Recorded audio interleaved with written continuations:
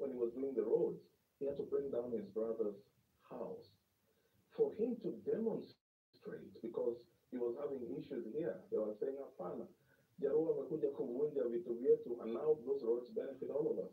Raila was a great statesman, and his loss today is a profound loss for the entire nation. I mourn with the country, I mourn with the continent, with the family.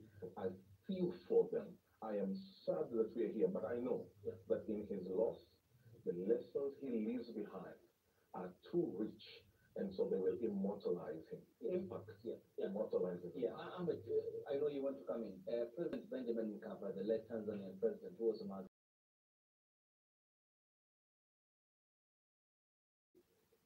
leaders election crisis in 2007, in his book mentions that it was until they had to get Odinga and Kibaki together that the talks had progressed, and specifically points out that other politicians, naming out categorical the President William Ruto, who was then the Eldoret North MP, and Amada Karua, who was then the Gishugu Member of Parliament, were placing childish obstacles on the pathway of peace.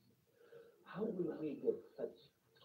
I think it's a legitimate question. I was there throughout all these negotiations. I was there from the very beginning until the very end. So I think that I'll leave that debate to my younger fellow here on the right. My job. I wasn't in the room. Please tell us you were in the room. My job. How consequential are those? I was in the room from day one. So I think the important thing, as far as journalism and broadcast media is concerned, in an event like this, it is important is the dignity of this country, the dignity of his role in creating this country and making it reach a certain level politically. And I think that it's very important today, as you saw the political leadership in this country go to State House and talk about the dignified way in which we are supposed to handle the Prime Minister. I think that the debates about him and what happened and how it happened and why it happened. I was just speaking today to Dr. Mohammed Isakia, who is our Chief of Staff at the Pentagon. The one thing that we all remember, very poignant, that he remembers and I remember, and many of the people were there remember, was that he was a very simple human being. And he also had very simple taste. And he was just a very common person who was driven by a tremendous amount of passion about this country and where it should go. And I think that the president today showed that. And I want to congratulate President. I cannot believe that it's going to come out of my mouth. But I want to congratulate the president and our commander-in-chief for the dignified and very respectful and very emotional way in which he has stood and discharged his duty as a president to our prime minister. And I think that this is maybe a new page because we're at the end of an era. So there's one era that is gone and there's a new era that is coming. And this new era that's becoming will bring forth many of the things that Mr. Odinga had put on the table for us as a nation. Lastly, I just want to say, and I want to appeal to the national consciousness of our people, to the national sentiments of our country, that all of us become very united in making sure that there is a dignified way in which, and the president has shown us the way, that the prime minister goes to his burial place, and we all then have to sit back and reflect on not only his life, but the life of the republic while he was in the politics of this country, and while most of us gave our lives to his vision, because we shared that vision. I was in the room when I saw this country come to the edge. I was in the room, and I saw him bring it back. And it will come in a book. Dr. Bisaki is also writing a book. I'm also writing a book. And we are witnesses to the history of this country. And it would be very wrong for the people who are in there not to write about their experiences and their feelings. Now, No, that's true. I mean, as he alludes to the simplicity, Raila was the man who was in a house in Kibir, and he would get along with the people, the common person on the ground, but also sit on the king's table. And so he knew how to balance the two worlds with great poise and presence and calmness. And he would fit in. He didn't struggle to fit in.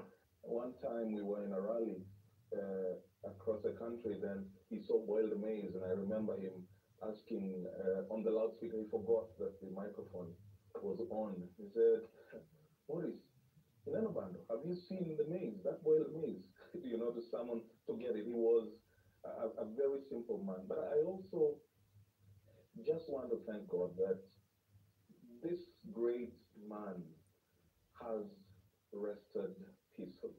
For a man who dangled and flirted with death and was in opposition most of his life, taking on regimes, going on the street, survived Moi, took on Kibaki, survived that, took on Uhuru, made friends, fought with President Ruto, became friends. And through these times, being really on the edge, for a man like that to have gotten to 80 years and to leave the scene honorably and peacefully is a great thing. We look forward to the president uniting the nation as he has ably done at this time. I know emotions may run high. I saw them earlier in the day. And while it is right for emotions to run as far high as they could, they have to be tamed so that we bury Raila Odinga. Many people were surprised. Why is Raila Odinga saying, why is he going to be buried in such a short while? In the Luo culture, Raila is what we call Ruot. Ruot is a king. And so in the old culture, Ruodi would take time. People would bring cows and grains, and people would mourn for days.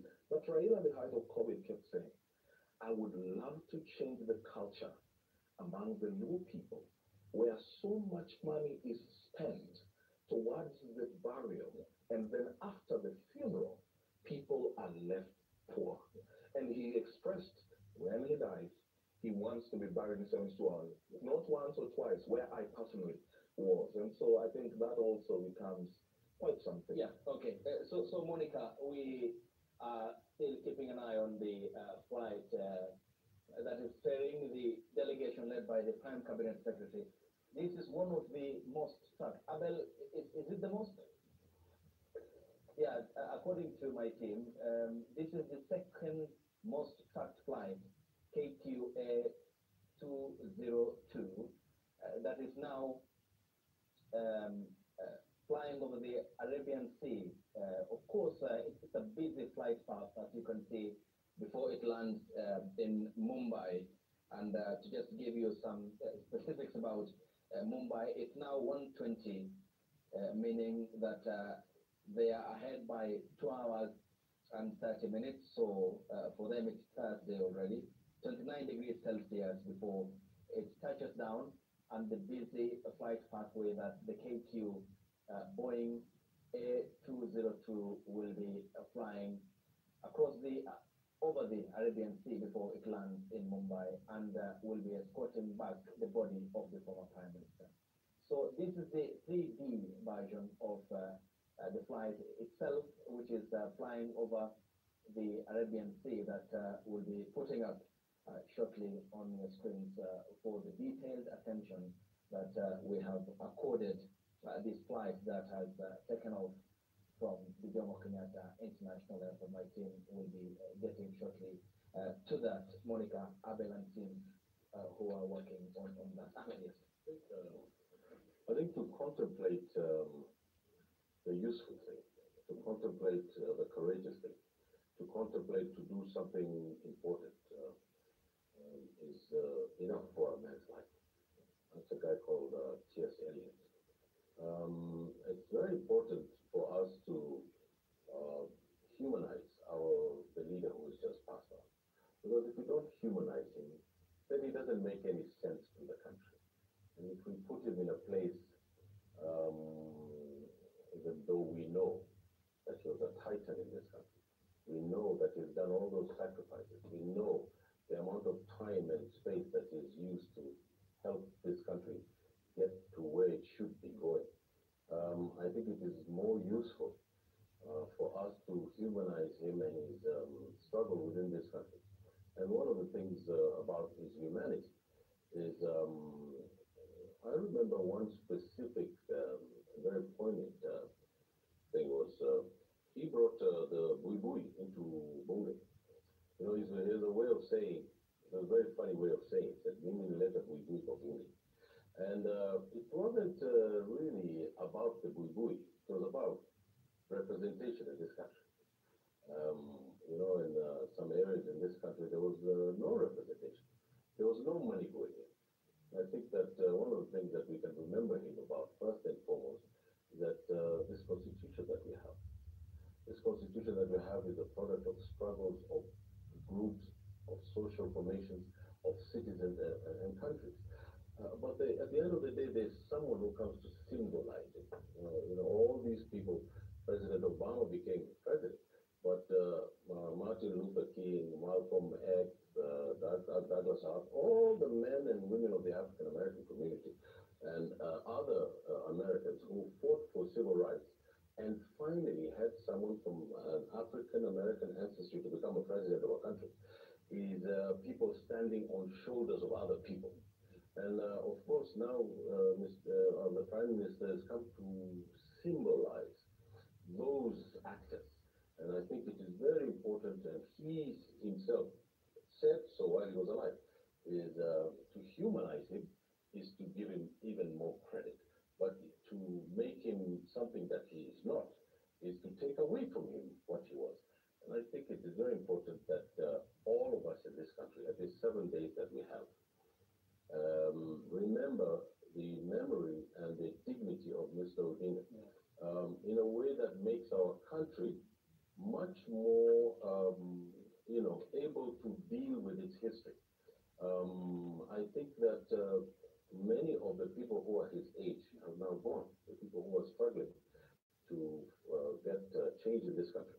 And it is now the next generation that has to pick up the baton of the political party, pick up the baton of defending the constitution, pick up the baton of trying to make our union in this country a better union.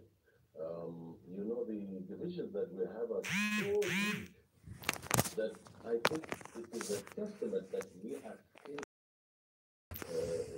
right next door in Somalia.